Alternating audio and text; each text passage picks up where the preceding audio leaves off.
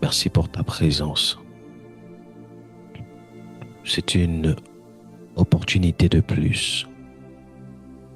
Père, laisse que ce soir, tu daignes encore nous visiter, nous emmener dans une croissance plus profonde. S'il te plaît, Éternel, nous voulons parcourir ce pèlerinage. Nous voulons parcourir dans cette aventure de quête de ta présence. Et nous voulons que tu nous visites pleinement et que ta visitation brise en nous toute forme d'habitude, toute forme de choses qui peut nous empêcher de pouvoir croître dans le nom de Jésus. Père, que ta grâce soit nôtre et que l'honneur et la gloire te reviennent dans le nom de Jésus. Amen. Amen. Alléluia. Amen. Amen. Alléluia. Amen. Amen. Bienvenue à notre culte. Nous sommes au culte de bénédiction et je suis très heureux que nous soyons présents ce soir. Je suis content de voir Béatrice.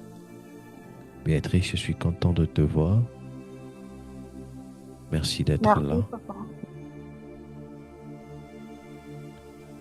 C'est le premier dimanche du mois de juin.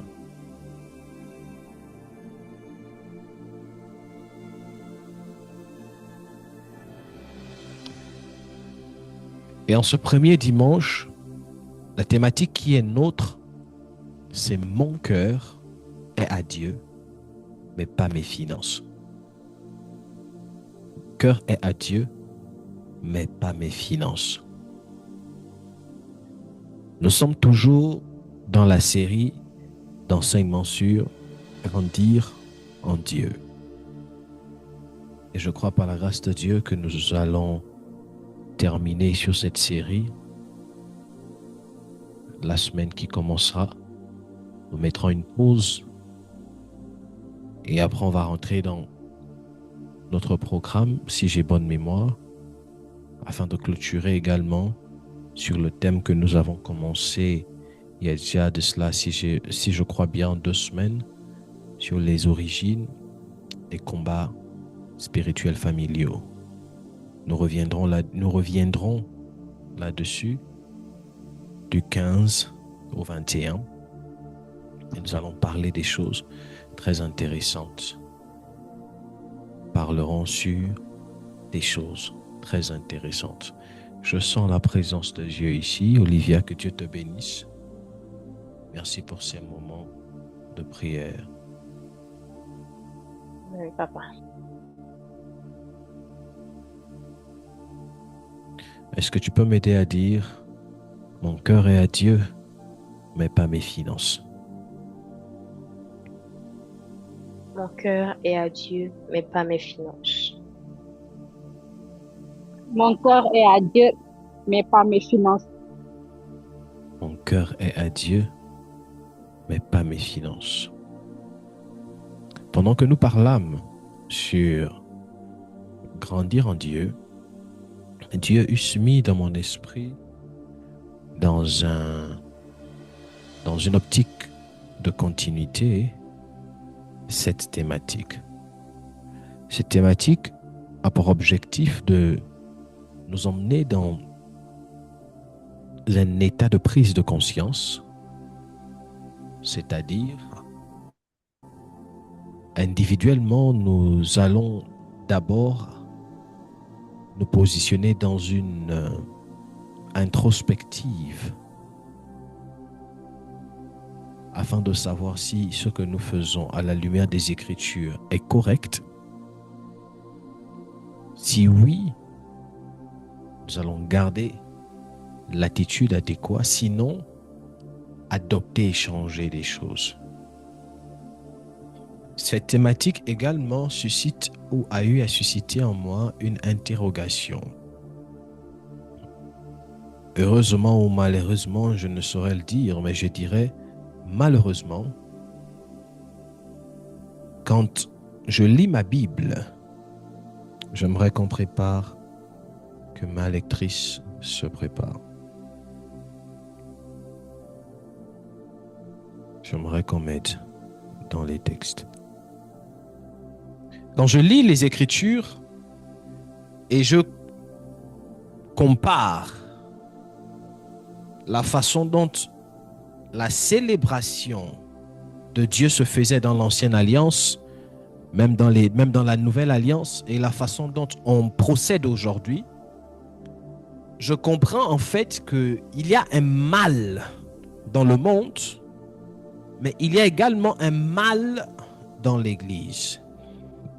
Et c'est ce mot-là qui fait en sorte que la conversion de plusieurs soit pas profonde. Je le dirais ainsi. Il se pourrait peut-être que je cherche des mots sur comment articuler certaines choses ou comment vous transmettre certaines choses. Je voudrais qu'à cela ne tienne que vous puissiez me donner toute votre attention, s'il vous plaît. Donnez-moi votre temps, votre concentration, votre énergie. Si vous pouvez ne rien faire et m'écouter pendant ces moments, je vous en serai très reconnaissant. Et je peux vous garantir que Dieu dont je suis le serviteur vous parlera. Matthieu chapitre 6, verset 21. Matthieu chapitre 6, verset 21. Matthieu chapitre 6, verset 21.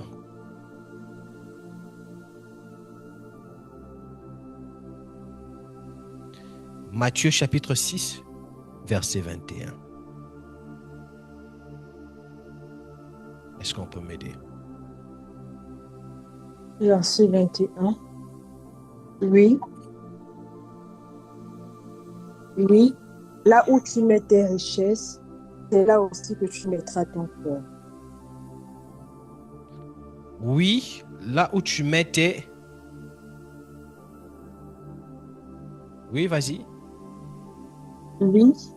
Là où tu mets tes richesses, c'est là aussi où tu mettras ton cœur. Continue jusqu'au verset 24. Les yeux sont la lampe du corps. Donc, si tes yeux ne sont pas malades, ton corps tout entier est dans la lumière. Verset 23. Mais si tes yeux sont malades, ton corps tout entier est dans la nuit. Alors, si la lumière est en toi, si la lumière qui est en toi est comme la nuit, ta nuit est bien noire. Verset 24. Personne ne peut servir deux maîtres. En effet, ou bien il détestera l'un et il aimera l'autre, ou bien il sera fidèle à l'un et il méprisera l'autre. My Vous ne God. pouvez pas servir à la fois Dieu et l'argent. Vous ne pouvez pas servir à la fois Dieu et l'argent. Je suis prophète Azaf Amel. Et rassurez-vous, en tant qu'entrepreneur, coaching en développement personnel, en tant que prophète, j'ai eu plusieurs fois à dire j'aime l'argent, et c'est ce qui est le cas. Je prêche, je motive, j'encourage l'entrepreneuriat, mais je n'encourage pas l'idolâtrie, l'amour de l'argent. Je n'encourage pas le complexe financier ou autre chose. Et vous allez comprendre la différence. Aujourd'hui, dans nos églises, on observe une tare. Et la tare que l'on observe peut être traduite via la thématique qui est la nôtre. Mon cœur est à Dieu, mais pas mes finances. C'est ainsi que beaucoup de personnes, pour justifier, excusez-moi, leur cœur inconverti, on aime dire Dieu regarde au cœur.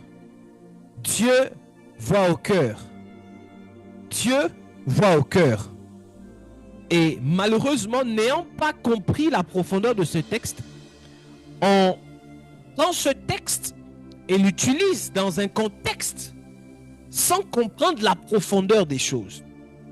Ainsi, il est normal pour un chrétien de venir à l'église, de dire que j'ai accepté Dieu, de faire tout ce qui concerne la marche avec Dieu, mais dès lors où on commence à parler des finances, c'est un sujet qui est tabou dans des églises parce que certains ont peur que les fidèles partent, d'autres fidèles ont peur qu'on les dépouille parce que beaucoup disent, oh je vais vous parler, parce que beaucoup disent que les prophètes, les pasteurs, les hommes de Dieu s'enrichissent sur les membres de l'église. Beaucoup disent qu'on appauvrit les membres de l'église. Beaucoup disent qu'on escroque les membres de l'église. Et ces mêmes membres de l'église disent Dieu voit au cœur. Je n'ai peut-être pas d'argent, mais Dieu est là. Tous les jours, vous demandez de l'argent, de l'argent. Est-ce qu'on ne peut pas aussi adorer Dieu sans argent? Dieu voit le cœur. Laissez-moi déjà, d'entrée de jeu, vous faire comprendre une chose. La dimension d'adoration que l'on peut octroyer à une divinité fonction notre dimension de sacrifice. En d'autres termes, une divinité que l'on adore, que l'on vénère, n'est vénérée, n'est adorée profondément que s'il n'y a aucune autre chose, si ce n'est elle qui a de la place dans notre cœur. Quand on va dans Matthieu chapitre 6 verset 24, là-bas les textes disent un homme ne peut adorer deux maîtres à la fois. Tu ne peux pas servir Dieu et mammon et l'argent. Soit tu vas aimer l'autre, soit tu vas haïr l'autre. Laissez-moi vous faire comprendre une chose. Nous sommes arrivés dans une ère où quand on parle d'adoration, les humains pensent qu'il s'agira de s'agenouiller, de se mettre à genoux devant l'argent. Les humains pensent que l'idolâtrie, c'est le fait de dire « Oh, j'aime l'argent, j'aime l'argent, j'aime l'argent ». C'est ainsi que beaucoup de chrétiens se disent « Tant que je ne fais pas, j'aime l'argent. Tant que je ne loue pas l'argent, je ne suis pas idolâtre. J'aime Dieu, je ne suis pas idolâtre. J'aime Dieu, je ne suis pas idolâtre. » Parce que beaucoup de personnes pensent que l'idolâtrie, c'est le fait de dire « j'aime l'argent ». Or, la Bible dit « tu ne peux servir le maître à la fois ». La Bible n'a pas dit « tu ne peux pas adorer le maître à la fois ». La Bible dit « tu ne peux pas servir deux maîtres à la fois ». Ainsi, l'idolâtrie, ce n'est pas la capacité de dire j'aime l'argent. Tu peux dire j'aime l'argent, ça ne fait pas de toi un idolâtre. L'idolâtrie, c'est la capacité de commencer à servir. Oh, est-ce que je peux vous prêcher comme je sens? Amen. Écoutez la version parole vivante. La Bible dit, Matthieu 6, 24, dans la version parole vivante, oh, what happened? La Bible dit, tu ne peux pas travailler en même temps service de 2 maîtres. En effet, ou bien il détestera l'un et aimera l'autre, ou bien il sera entièrement dévoué au premier et méprisera le second. Vous ne pouvez pas servir en même temps Dieu et l'argent.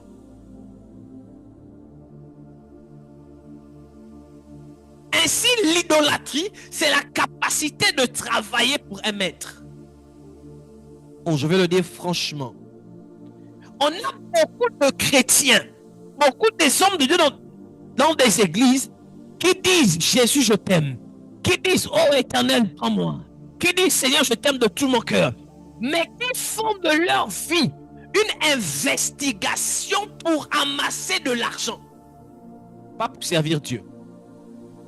Oh, je vais vous parler. Parce que pendant que je parle, j'aime quand le Saint-Esprit me parle ici. Donc, si tu commences, est-ce que je peux parler à l'église ici? Dites-moi, avance prophète, est-ce que je peux vous parler ici? Avance prophète. Non, dites-le bien, très bien. Come on, avance prophète. Amen, amen. Avance, Bien. prophète.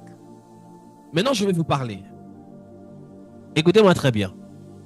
L'idolâtrie commence dans le service. La raison pour laquelle tu travailles détermine si tu es un idolâtre ou pas. Ainsi, tu peux venir à l'église, dire tu aimes Dieu, mais la raison pour laquelle tu travailles déterminera si oui, tu es un idolâtre, sinon tu es un adorateur de Dieu. Parce que ce n'est pas parce que tu viens à l'église que ça veut dire que tu n'adores pas maman. Que ça veut dire que tu ne travailles pas pour de l'argent. Comment reconnaître un idolâtre? C'est dans les intérêts. Je vais vous parler. Vous allez comprendre. La Bible dit recherchez premièrement le royaume des cieux. Est-ce qu'on peut m'aider à trouver ce texte? Recherchez premièrement le royaume des cieux. Et toute chose vous sera donnée par-dessus tout. Oh ma cause, Abraya. J'aime quand le Saint-Esprit me parle ainsi. Alors, si on doit rechercher premièrement le royaume des cieux, la question qu'un chrétien va me poser, c'est prophète. Comment je fais alors pour me nourrir? Si on doit rechercher le royaume des cieux, comment le royaume des cieux fait pour me permettre de vivre quotidiennement? Et vous allez comprendre dans mon élocution que vous êtes là, mais vous êtes des idolâtres. Bon, si je vous choque, désolé. Hein. Écoutez. Matthieu 6, verset 21. Ok. C'est toujours dans Matthieu 6, 33, 34 là-bas. Ah, donc ça, c'est notre chapitre. Matthieu 6, verset 21. Le texte dit dans ma version. Car là où est ton trésor, là sera aussi ton cœur. On n'a pas dit, car là où est ton cœur, là sera ton trésor. On a dit là où est ton trésor. Question que je m'en vais poser aux humains. C'est quoi un trésor? Église, c'est quoi un trésor?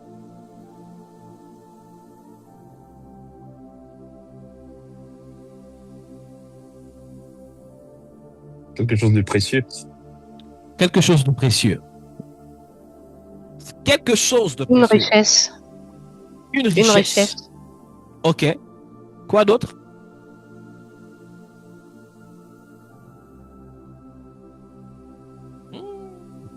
Quelque chose qu'on chérit, qui a de l'importance, qui est primordial pour nous. Quelque chose que l'on chérit, qui a de l'importance, qui est primordial pour nous. J'espère que vous-même, vous mesurez vos mots et vous comprenez là où on est en train de partir. Je vous pose une question simple. Oh! Je vous pose une question simple. Je vous mets dans le contexte. Dis après moi, prophète, mets-nous dans le contexte. Est-ce que je peux vous mettre dans le contexte? Prophète, mets-nous dans le contexte. Même dans le contexte. Ok. Et vous allez vous rendre compte que c'est le cas c'est un cas d'actualité. Un chrétien, femme ou homme, une chrétienne, un individu, vient à l'église. Prophète, je n'ai pas de travail. C'est difficile, papa. J'ai besoin d'argent. Et tout prophète priait pour que Dieu me donne un travail. On prie. Dieu donne un travail. Écoutez, hein, Dieu lui donne un travail. Par la grâce de Dieu, elle a un travail. 2-3 mois plus tard, on ne voit plus la sœur ou le frère à l'église. On appelle. Bonjour frère, sœur, comment tu vas? Mais c'est comment tu n'es plus à l'église? Écoutez la réponse de la sœur ou du frère. Vraiment, prophète, je m'en excuse, ces temps-ci c'est compliqué. Vraiment, je travaille du lundi au vendredi, parfois les samedis. Et le dimanche, c'est mon seul jour de repos. Je vous pose une question. C'est quoi un trésor? On a dit que le trésor, c'était quoi? Quelque chose de précieux qu'on chérit, qui a de la valeur. Quelque chose de précieux qu'on chérit, qui a de la valeur. En ce moment, entre son travail et Dieu, qui a de la valeur? Ou quel est son trésor actuellement? Ouais. Pardon, j'ai pas compris. Le travail. Le travail. Je vous mets dans le contexte. Elle a commencé le travail et là-bas on lui dit, pendant qu'elle s'apprête à signer le contrat, on lui dit bonjour, vous allez bien? Oui, bon, le contrat c'est comme ça, si ça vous arrange, il faut nous dire, vous allez travailler du lundi au dimanche, quelquefois les dimanches vous allez travailler, vous êtes payé à partir de 1,5 million. Elle sait que les dimanches elle va travailler. Elle a le choix de signer ou de ne pas signer. Ou de négocier. Elle signe. Et après, elle vient dire, prophète, c'est compliqué parce que là, je travaille jusqu'au dimanche. Il y a des jours où je ne pourrai pas être. Je vous pose la question. Quel est son trésor? Le travail.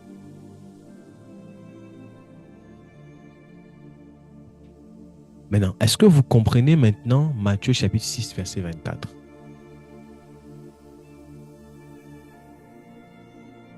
Étant donné qu'en ce moment, son trésor devient le travail, vous ne pouvez pas servir deux maîtres.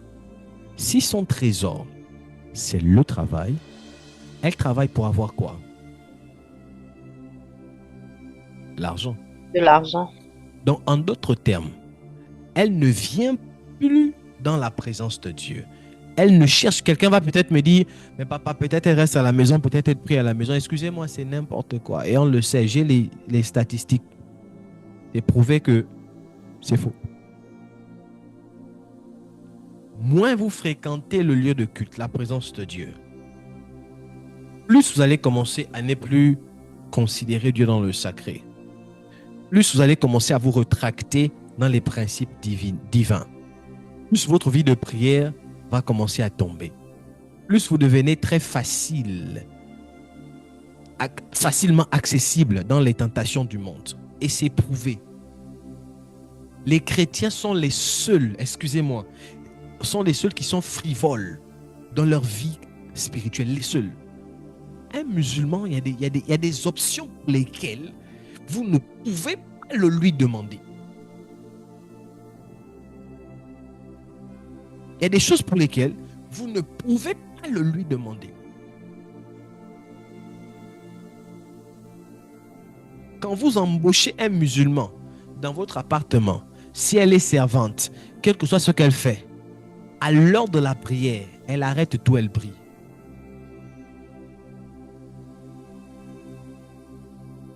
Elle arrête tout, elle prie. Le jour de la mosquée, elle va prier à la mosquée. On a eu un phénomène qui s'est passé ici au Sénégal. Pendant qu'il y avait un combat politique, les guerres politiques, il y avait les policiers et les civils qui se lançaient des pierres, qui se battaient. Quand c'était l'heure de la prière, tout le monde arrête. Ils vont prier. Quand c'est le vendredi, tout le monde arrête. Et les policiers, ils arrêtent tous. tout souvent à la mosquée, ils prient. Quand ils finissent, le policier reprend sa matraque, le civil reprend son caillou et ils reprennent les bagarres. Ceux qui sont au Sénégal, ça s'est passé ici.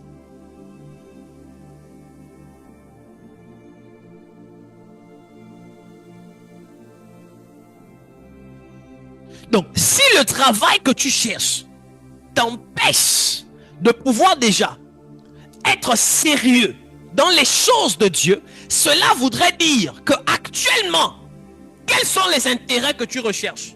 Ce n'est pas ceux du ciel. Tu travailles pour l'argent. C'est ce qui fait que, s'il y a des gens, démontrez-moi le contraire, hein, c'est ce qui fait que toutes les personnes qui ne sont pas réellement assises dans les principes, qui travaillent tous les jours. Écoutez, quand vous n'avez pas dans la semaine un jour réservé à votre Dieu, un jour intouchable, réservé à votre Dieu, excusez-moi, vous finissez par vous désacraliser. L'expérience a montré que quand vous n'avez pas un seul jour que vous remettez à votre Dieu, dans lequel vous cherchez Dieu, vous vous privez pour Dieu, vous vous connectez à Dieu, et que vous passez le temps à être dans le travail, vous finirez par faire partie de ceux dont on appelle communément pour certains les rétrogrades. C'est ainsi que beaucoup disent, mon cœur est à Dieu, j'aime Dieu, mais pas mes finances. Pourquoi? Parce que on revient sur ce que Dieu disait, le honneur des lèvres, on a vu déclare, cherchez premièrement le royaume de cieux. Donc, premièrement, le royaume de cieux voudrait dire, tu dois incarner les valeurs du royaume dans tout ce qui te concerne. Donc, dans tout ce qui te concerne, tu dois incarner les valeurs du royaume.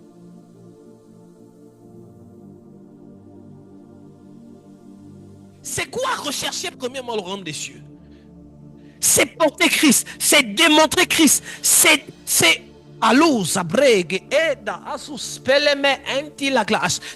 montrer Christ, c'est se déplacer avec Christ. C'est ça, porter.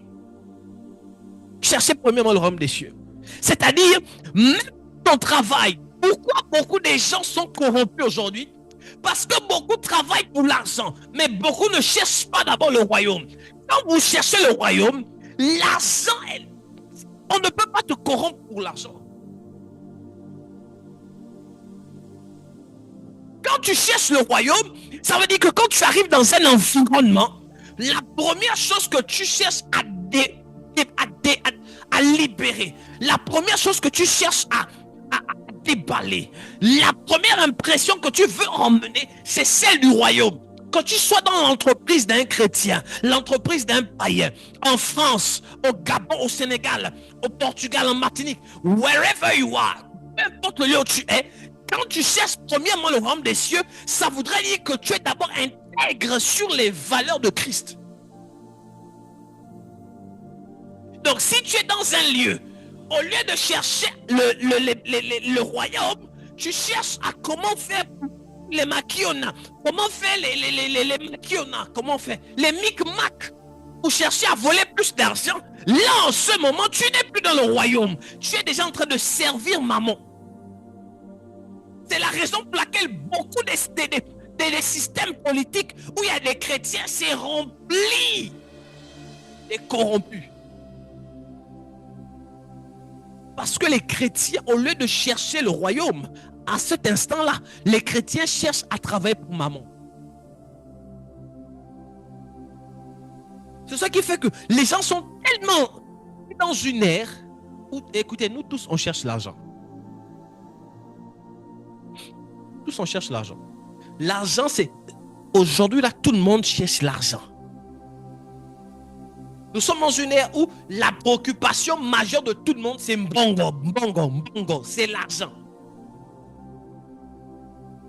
On est tellement déjà concentré dessus qu'on est prêt à faire des choses bizarres pour de l'argent. Beaucoup cherchent l'argent. Mais qui cherche le royaume? Ou c'est quoi chercher le royaume? Qu'est-ce qui fait que l'Église n'a pas d'impact? Parce qu'on cherche l'argent. Qu'est-ce qui fait que les vies chrétiennes de plusieurs n'ont pas d'impact? Parce qu'on cherche d'abord l'argent.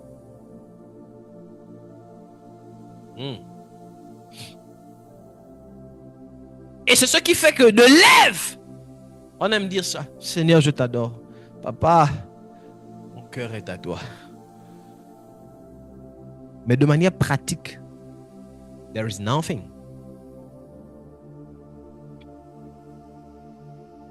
C'est ce qui fait que quand un chrétien se retrouve devant un compromis, il ne sait même pas comment se comporter. Dieu dit, j'ai discuté avec des personnes qui disent, papa, la personne oublie. Vous faites comment? Devant une tentation, on dit ça comment? Un compromis, tu oublies que Dieu existe. Tu n'as même pas le réflexe de Dieu. Il y a des gens qui sont comme ça. Il suffit de leur proposer un pot de vin. 200 000, 300 000 francs, 1 million. Il oublie qu'il y a Dieu. La personne commence déjà à penser 1 million. Oh my God, 10 millions.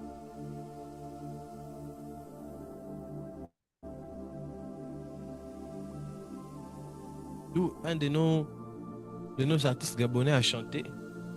Dis-nous ton prix. Est-ce que tout le monde a un prix?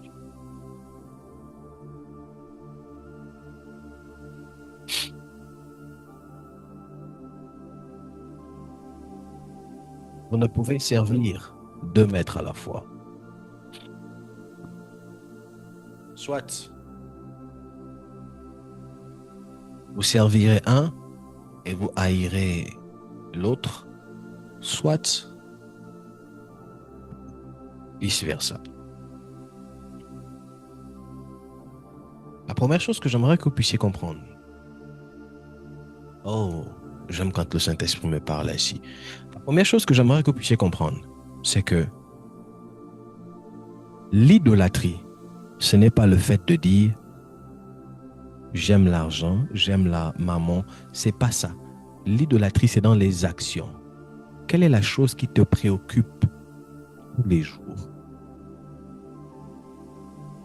Ainsi, je vais vous choquer dans mes mots, mais c'est vrai. Si tu es prête à sacrifier ton heure de prière pour aller travailler de l'argent, c'est un signe de l'idolâtrie.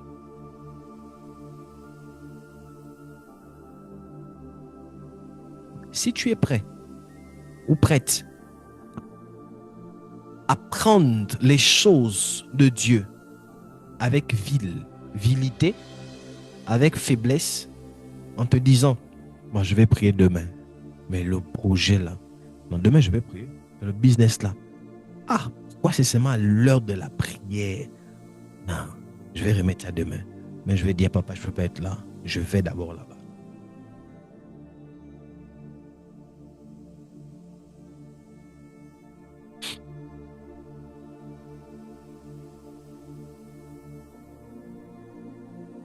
L'idolâtrie, c'est les choses qui préoccupent nos cœurs. Quand on dit, j'insiste là-dessus parce que parfois vous ne comprenez pas bien. On vit sur la terre. Quand on dit, recherchez premièrement le royaume des cieux. La Bible dit quoi? Quand vous priez, dites, notre Père, qui connaît ça? La prière de notre Père. Notre Père qui es aux cieux, que ton nom soit sanctifié, que ton règne vienne, que ta volonté soit faite sur la terre comme elle est faite au ciel. C'est ça, rechercher premièrement le royaume des cieux. Quand on dit de chercher premièrement le royaume des cieux, c'est de chercher à emmener la volonté de Dieu sur la terre comme elle est faite au ciel.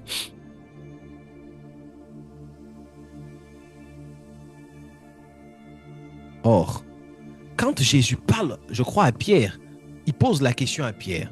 Pierre, m'aimes-tu? Pierre lui dit, oui, je t'aime.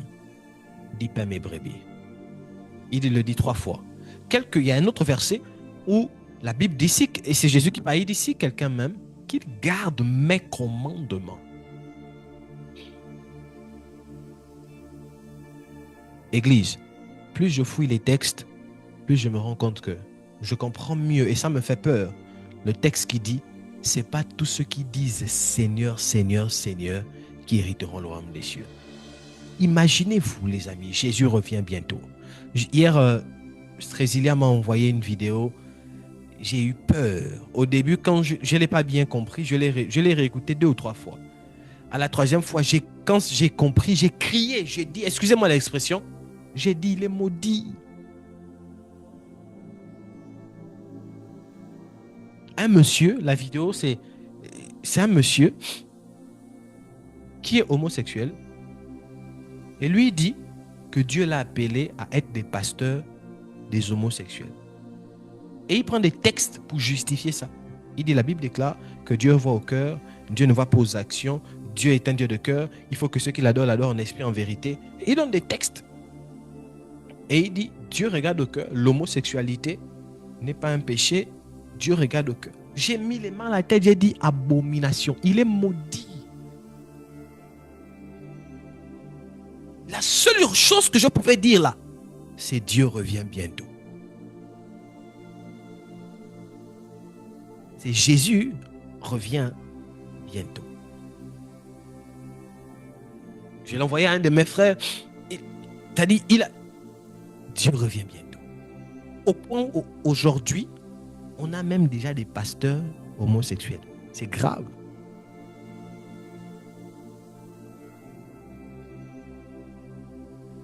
Et dans la vidéo, il dit, je ne sais pas s'il a vu un ange ou bien quoi. En tout cas, il a eu une visitation. Terrible. Et quand je regarde, je me rends compte que je comprends mieux le texte qui dit, c'est pas tous qui disent Seigneur, Seigneur qui hériteront le ciel. Vous imaginez? On est là en train de dire Alléluia, Amen. Et Dieu nous prend. Et tu te rends compte que malgré les pleurs et les larmes là, tu arrives au ciel, Dieu te dit, tu avais des émotions, tu pensais m'aimer, tu m'aimais même, mais en réalité, tu aimais plus l'argent que moi. L'argent avait une place supérieure. Quand il fallait se sacrifier pour les choses de Dieu, de l'Église, on ne te voyait pas. Mais quand il fallait se sacrifier pour aller travailler l'argent, on te voyait. C'est très subtil. C'est très subtil.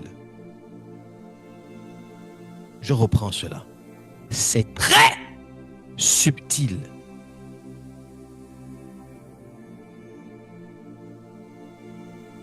Mon cœur est à Dieu, mais pas mes finances.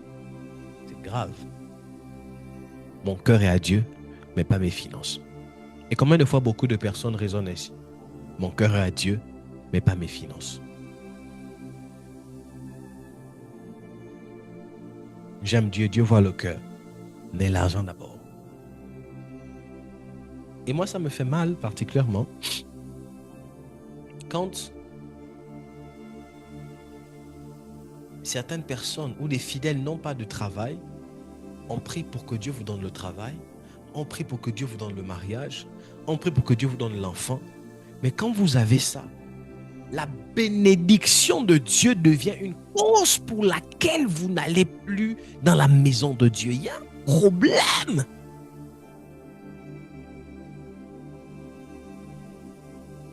Ou bien des chrétiens qui ne savent jamais remettre à Dieu ce qui est à Dieu. Ainsi que quand on se retrouve dans la présence de Dieu un dimanche, les gens veulent vite rentrer à la maison. Pourquoi on ne sait pas?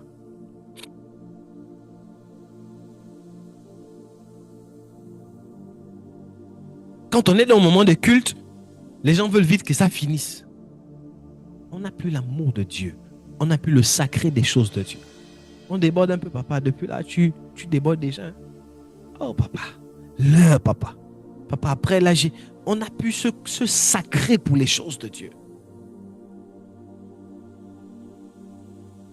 Et ce qui fait que je disais quelque part, je ne sais pas si c'est ici ou bien ailleurs, que la vie chrétienne est devenue... Vous n'avez pas remarqué ça? La vie chrétienne est devenue monotone. Monotone. on blague avec les choses de Dieu. On blague avec les choses de Dieu. Ça devient un jeu en fait.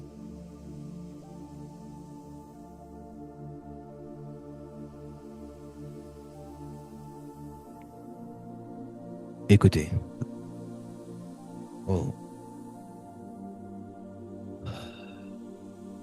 Didi Akuz. Verset 19.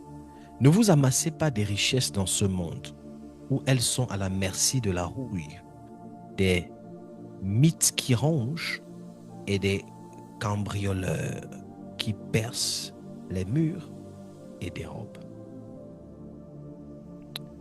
Amassez-vous plutôt des trésors dans le ciel, où il n'y a ni rouille, ni mythes qui rongent, ni cambrioleurs qui percent les murs et dérobent. Car là où est ton trésor, là sera aussi ton cœur. Verset 22. Les yeux sont comme une lampe pour le corps. Si donc tes yeux sont en bon état, ton corps entier jouira de la lumière. Mais s'ils sont malades, tout ton corps sera plongé dans les ténèbres. Si donc ta lumière intérieure, oh! Si ta lumière intérieure n'est obscurité, donc au fond de ténèbres, tu te trouveras. Ici, quand on parle de lumière, on ne parle pas de nos yeux physiques. Mais on parle de notre capacité à percevoir les choses via notre homme intérieur. Et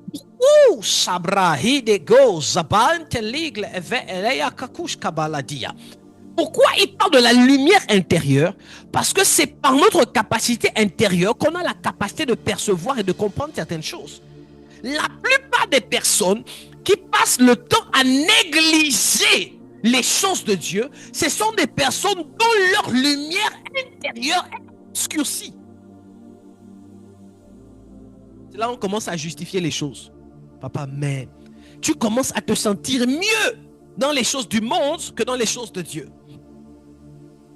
Toi, tout ce que tu sais, c'est argent, argent, argent, argent, argent.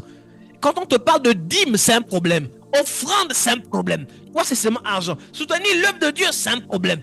Toi, c'est seulement l'argent. Tu as du mal à donner. Et c'est ainsi que beaucoup de personnes se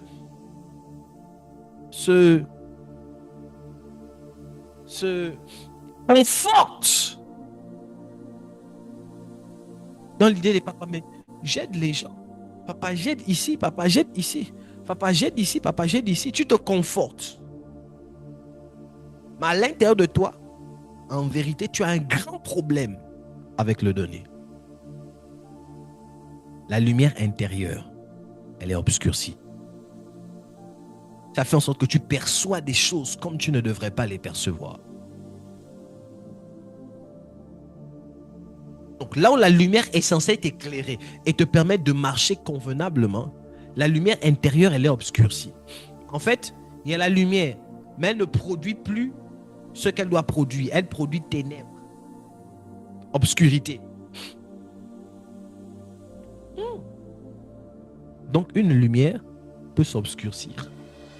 Elle est toujours lumière, mais au lieu de produire de la clarté, elle produit des ténèbres. Mais c'est toujours de la lumière.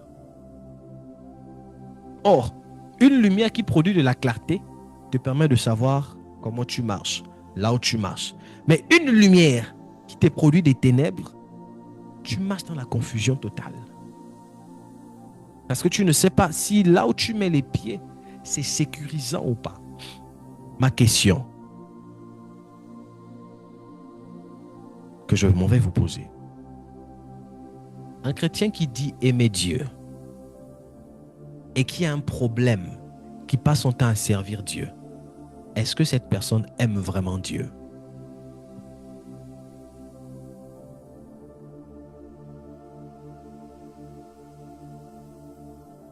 Une personne qui dit aimer Dieu, mais qui ne sait pas donner à Dieu. Ou quand on parle d'argent, la personne est complexée. ou elle est plus sensible d'argent au point de laisser les choses de Dieu, aller travailler pour l'argent? Elle aime Dieu ou elle n'aime pas Dieu? Est-ce qu'elle aime réellement Dieu? Répondez-moi.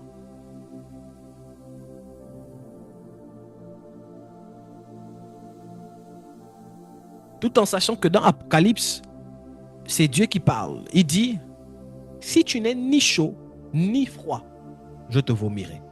Ainsi, Dieu ne cherche pas les personnes qui sont tièdes.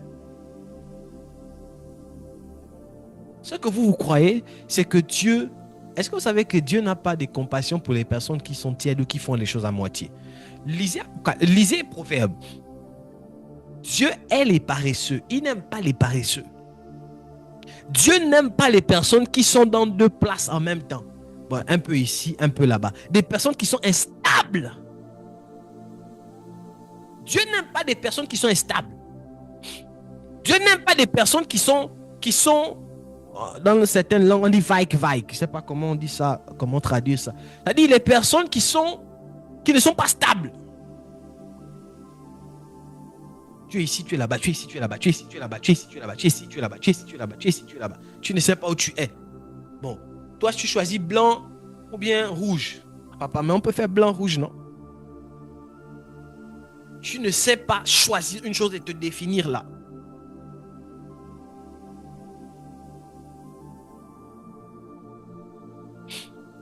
Si tu n'es ni chaud ni froid, je te vomirai.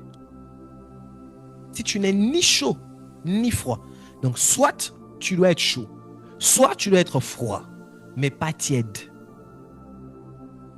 Parce que Dieu, quand il mange, soit c'est chaud, soit c'est froid. Dieu, il mange quand soit c'est chaud, ça revient tout droit du four, soit c'est froid. Lui, il ne mange pas quand c'est tiède. Il n'y a pas de goût. Quand c'est tiède, il vomit. Et c'est comme ça que les chrétiens sont tièdes.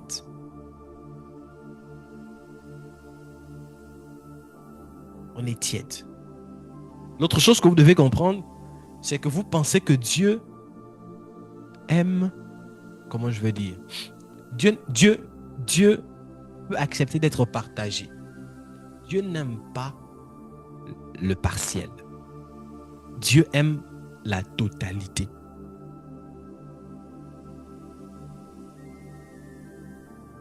Si tu me cherches, je me laisserai trouver à vous si vous me cherchez et si vous me cherchez de tout votre cœur. De tout. Il n'a pas dit avec une petite partie. Il dit de tout votre cœur. Donc, vous devez impliquer la totalité de votre cœur. Or, la Bible dit quoi? Garde ton cœur plus que toute autre chose, car c'est de lui que te viennent les sources de la vie. En d'autres termes, un cœur qui est plein de Dieu produira de l'abondance dans tout ce que la personne fera. Quand votre cœur est plein de Dieu, même dans le travail, vous reflétez Dieu. Dans le travail, Dieu se charge à ce que le ciel vous accompagne. Bon, mais un cœur qui est plein d'argent aura tendance à quitter de problème à problème, de problème à problème et de manquer la paix. C'est la raison pour laquelle, pourquoi les chrétiens ont du mal à émerger. Parce que, excusez-moi, les chrétiens ne sont pas vrais. Dans nos cœurs, on est rempli des mariages, rempli des bébés, rempli d'argent, rempli des complexes. On a tout ça sauf Dieu. Rempli d'intérêts sauf Dieu. On a oublié et on ne sait plus c'est quoi s'abandonner totalement pour servir Dieu. On ne sait plus c'est quoi se sacrifier totalement pour servir Dieu. Tout ce qu'on sait faire, c'est papa, moi aussi, moi aussi. Chacun voit son intérêt particulier.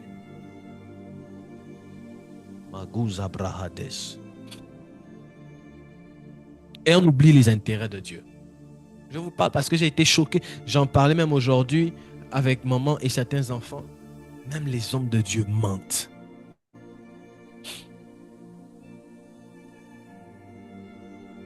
J'ai été choqué quand C'est difficile de le dire. Je me permets de ne pas dire plus de précision, mais les hommes de Dieu mentent. Pour ça, l'argent. Regardez combien de fois. Et puis on dit on sert Dieu. On est prêt à faire des magouilles pour de l'argent.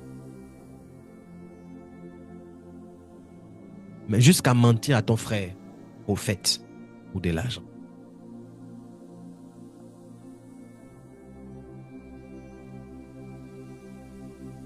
Et on justifie ça par quoi? C'est difficile.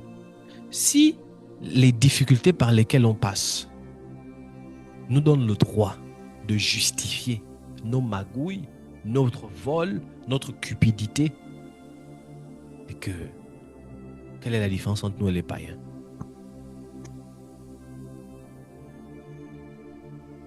Quelle est la différence entre nous et les païens?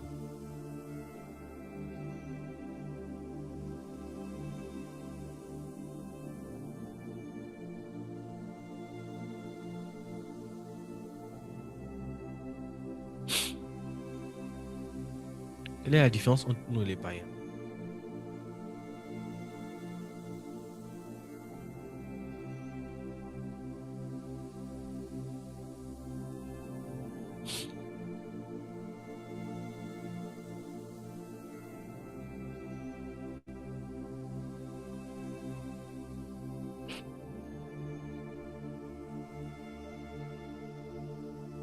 Est-ce que réellement, dans notre cœur, nous servons Dieu?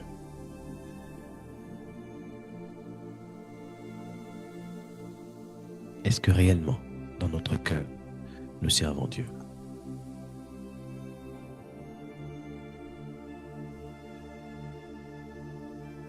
Servons-nous Dieu réellement ou nous servons l'argent?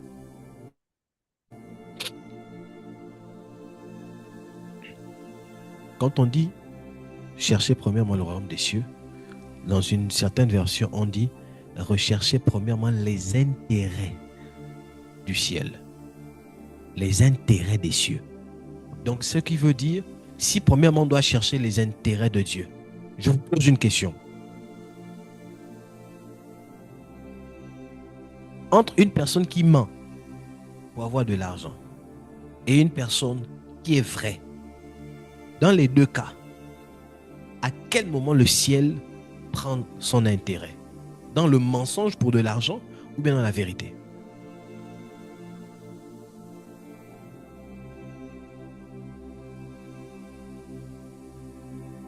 Répondez-moi.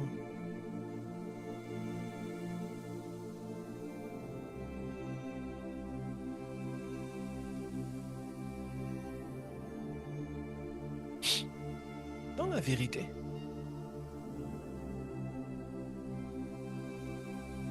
Et dans la vérité. Oh, écoutez, je vais vous parler. Je sens que je dois insister sur cela. Je le sens dans mon esprit. Merci Saint-Esprit. Quand on dit rechercher, je lis dans ma version. Préoccupez-vous. Matthieu 6, verset 33. Préoccupez-vous donc en premier lieu du règne de Dieu et de ce qui est juste à ses yeux. Voici la version. Donc, cherchez premièrement le royaume des cieux, ça veut dire préoccupez-vous en premier lieu. En premier lieu. En premier lieu. Premièrement, avant toute chose, préoccupez-vous du règne de Dieu et de ce qui est juste à ses yeux. Donc, papa, mais si je mens, on peut avoir 10 millions, 100 millions, après je me répands, papa. L'argent là, je veux aider le ministère avec. Dieu ne prend pas sa gloire dedans.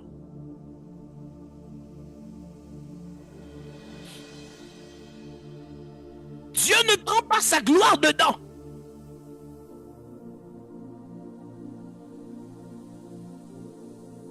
Pour te donner 10 millions, Dieu n'a pas besoin que tu mentes pour l'avoir. Il est capable de te donner ça dans la franchise.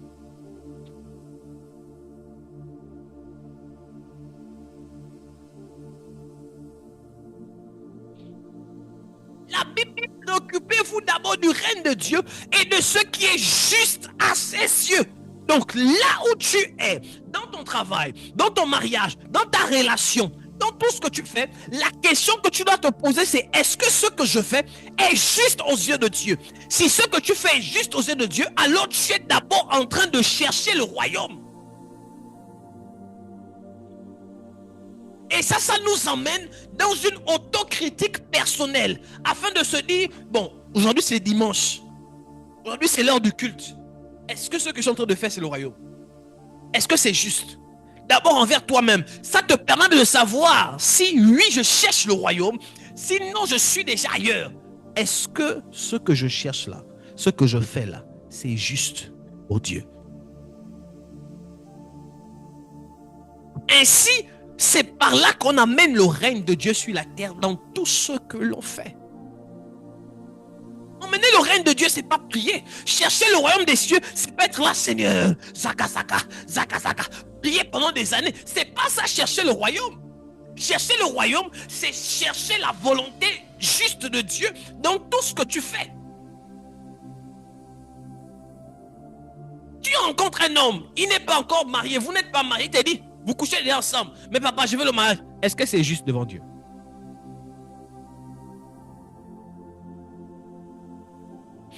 Tu veux voyager, allez, tu te corromps pour voyager, quitter un pays, aller à un autre. Est-ce que c'est juste devant Dieu? Et c'est là où les chrétiens, après, vous forcez à rentrer dans des choses. Et après, vous prenez des combats inutiles.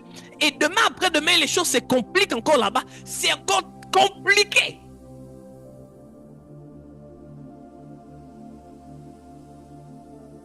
Tu es rentré dans des choses hors de la volonté de Dieu. Tu as forcé. Et comme on est dans l'ère du combat spirituel, nous aussi les prophètes, Dieu, tous c'est les combats. Et ainsi que quelqu'un, une femme qui vient voir un prophète ou voler le mari d'une autre femme, c'est-à-dire l'autre est marié, il a sa femme. Mais écoutez les prophéties d'aujourd'hui, non, son premier mariage, c'est pas son mariage. C'est une erreur. C'est toi, sa femme de la destinée. La première femme, c'est une... Donc, adieu. On est où là? Ah, c'est la prophétie. Je vois qu'il va divorcer. Je vois. Et la femme là, elle attend des années que l'autre divorce. Que quelque chose se passe. Parce qu'elle veut entrer dans le foyer. On est devenu une église où on souhaite même le mal aux autres. Parce qu'on veut quelque chose à la place. Nos intérêts au lieu des intérêts du ciel. Et après on se pose la question, pourquoi les choses n'avancent pas? La base de tout, la Bible elle est claire. Recherche premièrement le royaume des cieux. La Bible elle est claire. Garde ton cœur plus que toute autre chose. La Bible, elle est claire.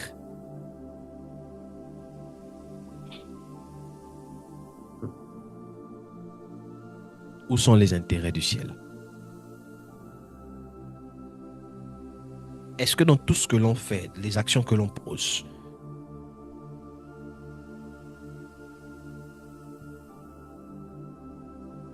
c'est juste auprès de Dieu?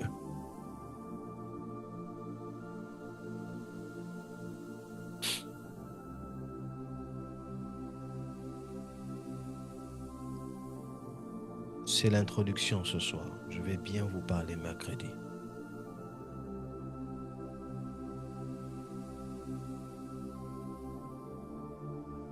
Malheureusement, nous les prophètes, avec cette ère prophétique dans laquelle les gens, tellement les gens aiment les prophéties. Je parlais avec un homme de Dieu,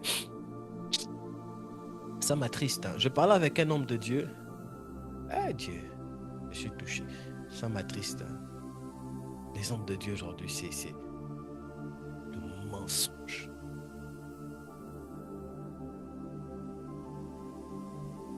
Et tu mens à un autre homme de Dieu comme ça, dans les yeux. Le mensonge.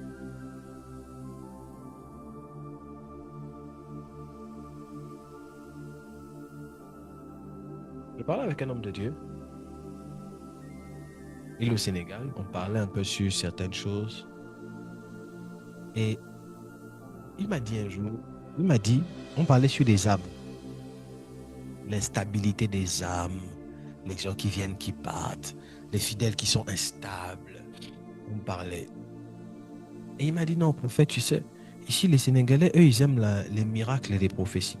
Toi, comme tu es un homme des miracles et des prophéties, là, papa, sinon la salle, là, tu peux la remplir. Il suffit juste que tu fasses des programmes, des miracles et des prophéties. Vraiment, tu prophétises là. Comme toi, tu es voyant, tu vois là. Vraiment, ça m'a attristé.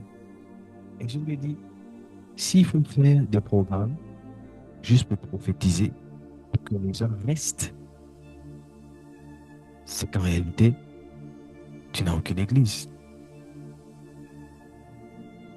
Tu n'as aucune église. Tu contrains des gens à rester quelque part à la prophétie. C'est comme de la corruption, en fait.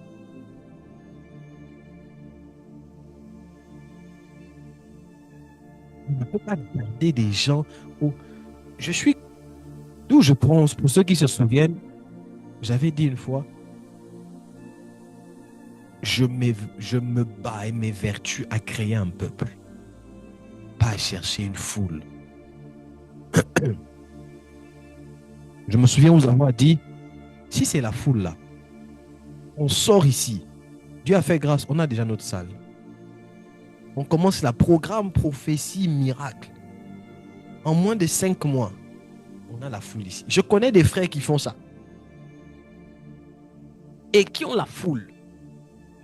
Mais le problème, c'est que le jour où ces personnes arrêtent de prophétiser, tout le monde va partir. Tout le monde va partir. C'est là où vous voyez des grandes églises avec des milliers de personnes, mais sur le plan de l'enseignement, aucun fidèle n'est stable, n'est mature. Tous connaissent, prophétient. Or, la raison pour laquelle Dieu a envoyé les prophètes en ces temps, c'est pas d'abord pour prophétiser. Je ne suis pas prophète parce que je prophétise.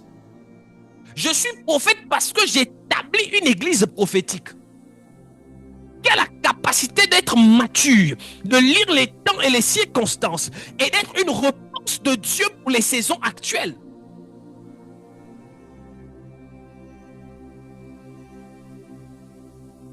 Une église qui, quand on va dire aujourd'hui l'élection du président du Bénin, j'ai oublié son nom même, quel est le signe prophétique que ça veut dire dans la nation? Comment l'église peut se positionner par rapport à ce que Donald Trump est en train de faire, par rapport à ce que les contrats que Macron est en train de faire? Quand on va dire à l'église, oh my God, quand on va dire à l'église, quel est le besoin de Dieu actuellement pour la nation? Quand on regarde le taux de chômage au Gabon, au Sénégal, dans certains pays, quel est le besoin de Dieu? Quand on voit l'Afrique qui est en train de se battre pour être autonome, dont certains pays sont en train de couper les contrats avec l'Europe, quel est le besoin de Dieu? Qu'est-ce que Dieu dit? Il faut une église mature. Vous dites, dans ce contexte-là, Dieu est en train de relever l'église. Dieu est en train de relever l'Afrique.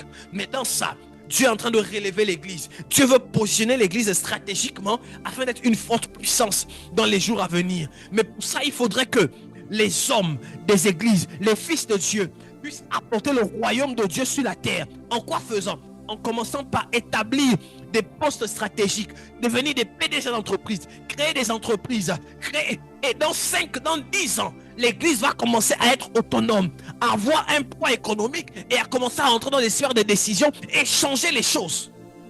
Ça, c'est pas qu'un œil prophétie. Ça, c'est l'enseignement. Maintenant, comment établir l'église dans ce genre? C'est l'enseignement. Commencer à enseigner les gens. Pour dire à Srésilia que Srési Beauty que tu es en train de faire, continue dedans. Mais sois plus stratégique. Parce que dans 5 ans, quand tu vas émerger, tu peux être une voix et commencer à conseiller, ouvrir des entreprises. Et en ouvrant des entreprises, tu vas créer de l'emploi pour ceux qui viendront demain après-demain. Et tu vas solutionner le problème actuellement de l'Afrique. Or, en créant l'emploi, Parce que toi, tu es une fille du royaume, tu peux imposer une certaine atmosphère de prière pour toutes tes entreprises et comme ça coloniser la terre.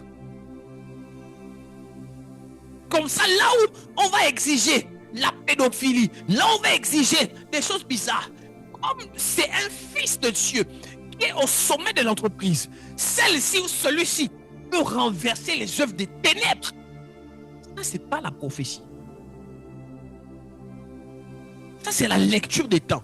Et c'est la mission pour laquelle Dieu a envoyé ITS, Impact Transformation Surnaturelle. Mais on n'arrive pas là avec les prophéties personnelles. C'est l'enseignement. Il faudrait que les gens soient délivrés dans leur mentalité. Les gens doivent être délivrés de l'esprit de pauvreté que plusieurs ont. On veut atteindre quel sommet? On veut atteindre quel sommet, quel impact? Adi de Bella Adouche.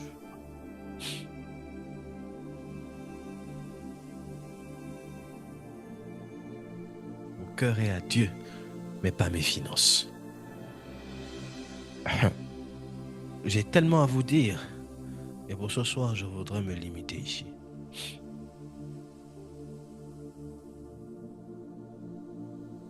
J'ai tellement à dire.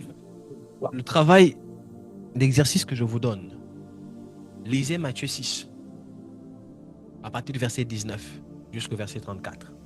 Lisez-le dans plusieurs versions. Des choses que vous allez comprendre.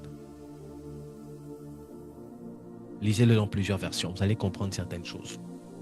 L'idolâtrie, là, beaucoup de chrétiens, je mets ça comme ça, beaucoup de chrétiens en griffes sont des grands idolâtres. Beaucoup d'hommes de Dieu sont des grands idolâtres. C'est un peu à cause de ça que je disais à Dieu, parce que c'est pas facile. Avant que Dieu ne m'appelle au ministère, je me suis assis et pendant que j'en parle, je disais à Dieu, les choses où tu m'appelles là, je n'ai pas envie de rentrer et après on va dire de moi que je suis un voleur. Dans mon ministère, je veux que les gens qui me fréquentent deviennent riches. Je veux qu'on dise, depuis que je fréquente prophète Asaph ML, mes finances, Dieu m'a donné un travail, ou dans mes activités, il y a eu l'abondance. Je veux que les gens qui me fréquentent, moi, deviennent riches. Je ne veux pas un jour qu'on me dise que j'ai escroqué quelqu'un. Non. Et j'ai dit à Dieu, je ne suis pas bête, je suis intelligent. Avant de rentrer dans les choses là, avant que mon nom explose, fais grâce que je puisse, pas dans l'église, mes activités à moi, ça doit prospérer.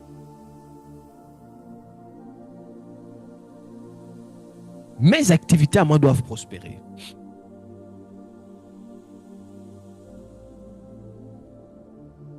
J'aime pas les choses des magouilles. C'est compliqué.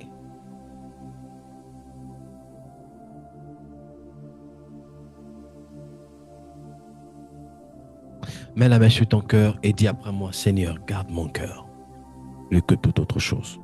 Aide-moi à garder mon cœur plus que toute autre chose. Dis-le.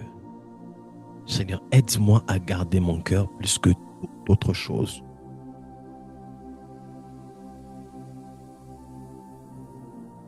Gardons nos cœurs. My God. My God. My God.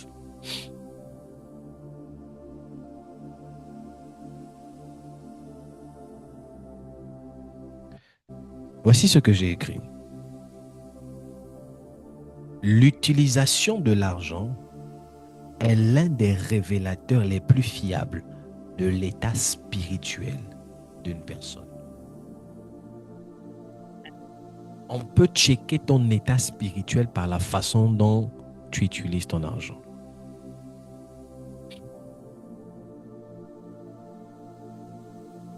Prenons l'exemple dont on aime bien prendre, des politiciens. Les politiciens, remarquez, ils peuvent faire ce qu'ils peuvent faire, gaspiller leur argent comme il faut. Mais dans leur façon d'utiliser l'argent, ils ont aussi leur façon d'honorer leur Dieu. Il y a des choses dont je vais vous dire. Je vais vous parler sur c'est le rôle des finances dans la vie d'un chrétien. Le rôle de l'offrande dans la vie d'un chrétien. On va en parler dans les jours à venir. Qu'est-ce que l'offrande? Le rôle spirituel de l'offrande.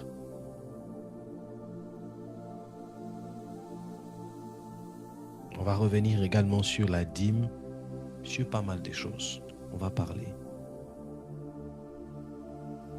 J'ai trop de choses à vous dire.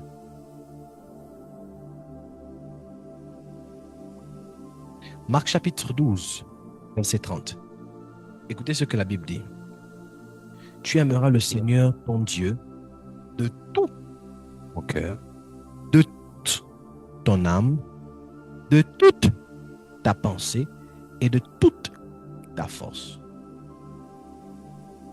Quand Dieu nous demande quelque chose, il ne demande jamais à moitié. Dieu demande toujours tout. Donc quand tu t'es converti, Dieu n'a pas seulement choisi ton cœur et laissé tes finances.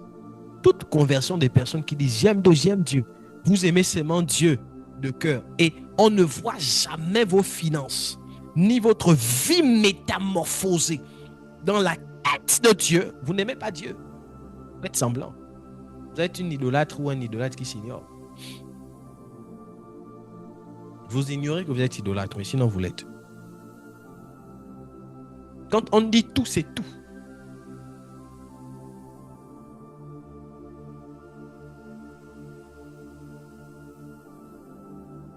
Oh, j'ai beaucoup de choses à vous dire. On va expliquer c'est quoi maman. On va expliquer des choses. Est-ce que vous avez été bénis? Amen.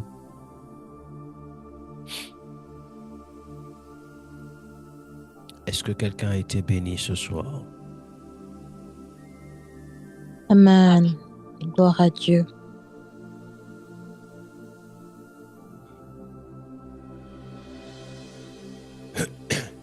Proverbe chapitre, je vais vous donner un avant-goût. Proverbe chapitre 3, verset 9.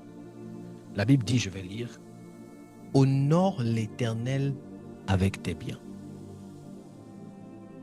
L'offrande est un langage spirituel qui veut dire, toutes les fois où tu donnes ton offrande, ou toutes les fois où tu donnes ta dîme à Dieu, voici ce que ça traduit. Seigneur, je reconnais que tu es ma source et que je ne peux rien avoir si cela ne vient de toi. Amen. Une personne qui honore Dieu dans sa dîme ou dans son offrande ou par ses offrandes montre que tu appartiens, je t'appartiens totalement en tout, même mes finances t'appartiennent. Et je te donne mon offrande, je te donne ma dîme parce que sans ton apport, je n'aurais pas pu avoir ça. Par reconnaissance, Père, merci. Par reconnaissance, Père, merci. De manière basique. Or, quand une personne a du mal à donner des offrandes et donner de la dîme, ça veut dire que premièrement, elle se dit en elle-même que j'ai eu tout ce que j'ai pu avoir par ma propre force. Pour elle, il n'y a point eu l'implication de Dieu dans ses activités. Et là, c'est grave. C'est très grave. C'est très grave. C'est très... Non, je reprends. C'est très, très, très grave.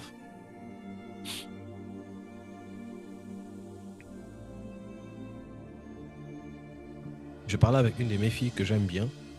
Elle a fait une erreur, une gaffe. C'est quelque chose... Est-ce que tu crois à la dîme? Elle m'a raconté des choses et je me suis rendu compte qu'elle n'y croit pas. Et je lui ai dit, si tu n'y crois pas, ne donne pas. Quand on n'y croit pas en une chose, on ne la fait pas. Parce que si vous faites une chose par suivisme ou par contentisme, ou vous la faites à moitié, vous attirez des foudres sur votre vie. La spiritualité, ce n'est pas les émotions. La Bible dit que beaucoup sont devenus infirmes parce que ces personnes ont pris la Sainte Seine avec négligence. La Sainte Seine peut te rendre infirme. La Sainte Seine peut te rendre infirme.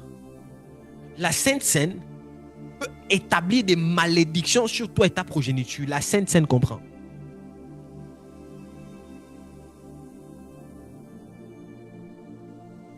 On joue trop avec les choses de Dieu.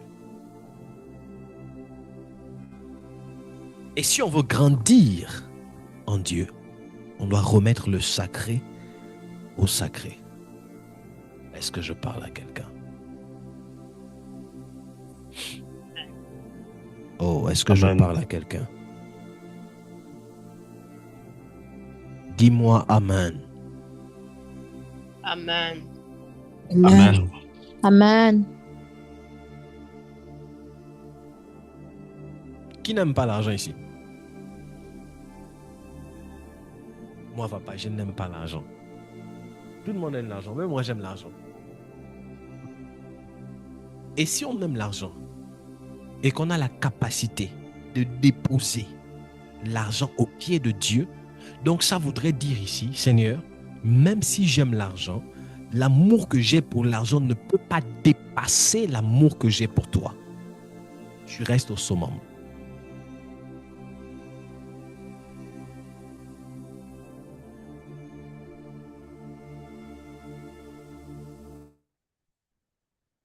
Karudabayas. Imbrindeluzaba inteledes. Éternel Dieu, nous te bénissons. Nous te disons merci. Merci pour cette parole. Merci pour la grâce. Je prie que ceux qui ont des oreilles pour entendre, entendent. Dans le nom de Jésus. Que l'Église me dise Amen. Amen. Amen. Amen. Béatrice, je suis content. Hein? Tu m'as manqué là. Ta présence s'est fait sentir. Moi aussi, papa. Ça va? Ça va bien? Oui, ça va. C'est bon? Tu es de retour? Oui, je me suis connectée aujourd'hui parce que je me chantais, je dois me connecter. Je ne sais pas qu'est-ce qui m'a fait connecter même. Ne donne pas trop de détails. D'accord. Je prie de là où tu es dans le nom de Jésus. Je prie pour Béatrice. Je commande que la situation par laquelle tu passes à cause de ton cœur, de ton amour pour les choses de Dieu, de ta sensibilité, que le Dieu que je sers t'apporte rapidement de l'exaucement au nom de Jésus. Amen. Amen. Je commande que tu sois fortifié dans le Amen. nom puissant de Jésus-Christ de Nazareth. Je Amen. prie également pour toute personne, je ne connais peut-être pas s'il y a des personnes qui passent par des situations compliquées. Vous êtes là sous l'écho de ma voix et c'est difficile. Je prie dans le nom de Jésus que le Dieu dont je suis le serviteur vous visite au nom de Jésus. Que vous soyez restaurés et que la force vous soit donnée au nom puissant de Jésus-Christ. Amen. Amen. Amen. Alors, nous avons terminé pour ce soir. Mercredi, je continue l'enseignement. Est-ce qu'on peut baisser légèrement la musique? Je pense que tu es avec nous, Eunice? Ok. Je vais passer rapidement aux annonces.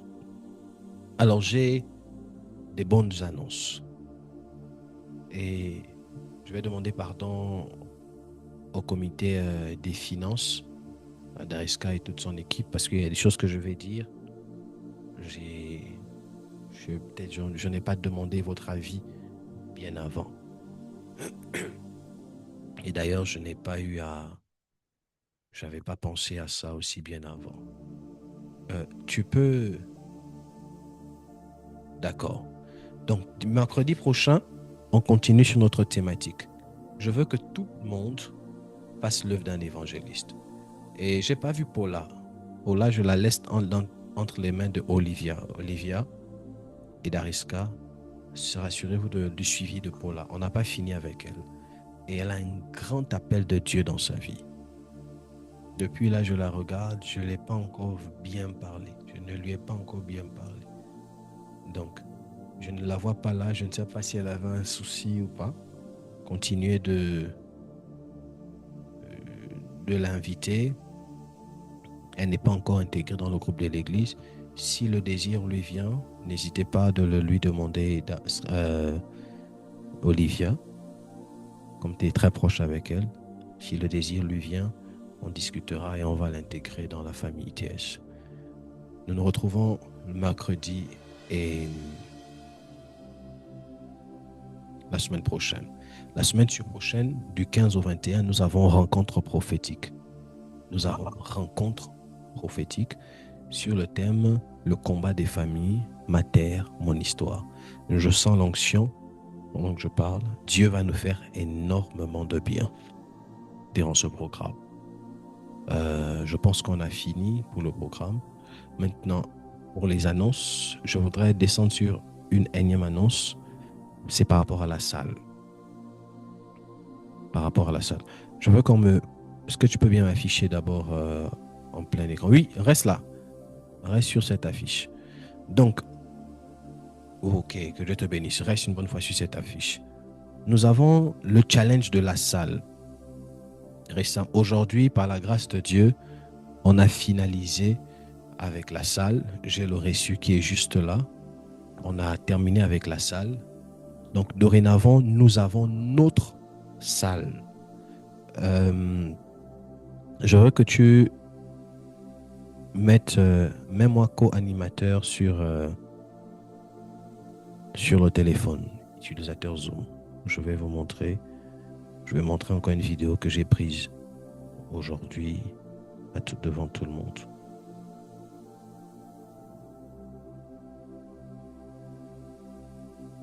Mets-moi co-animateur rapidement.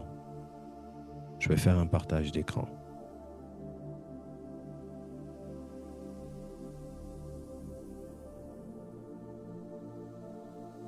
À un autre niveau. Donc, prions beaucoup. Soyons davantage sérieux, sérieuses, constants dans les choses de Dieu. Là, l'Église est davantage en train de se stabiliser. On est dans une phase où on est en train de se stabiliser et la stabilité demande d'aller en profondeur.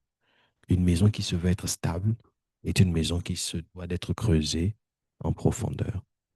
Donc, je vais m'arrêter ici. Prenez vos offrandes. On va prier. Prenez vos offrandes. On va prier.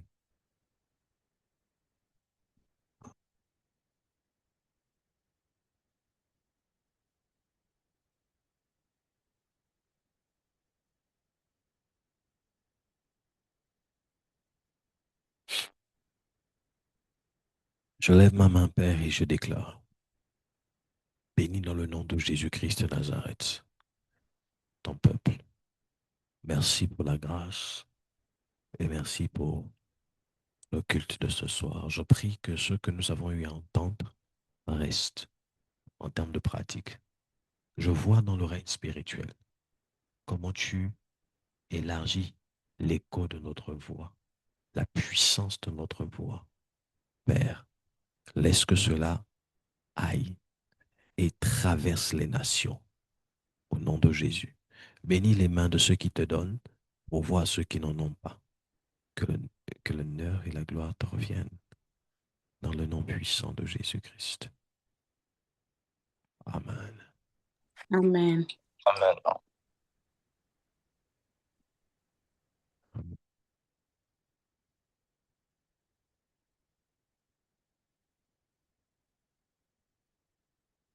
Chancia, que Dieu te bénisse. Amen. Alors, que Dieu vous bénisse. Nous allons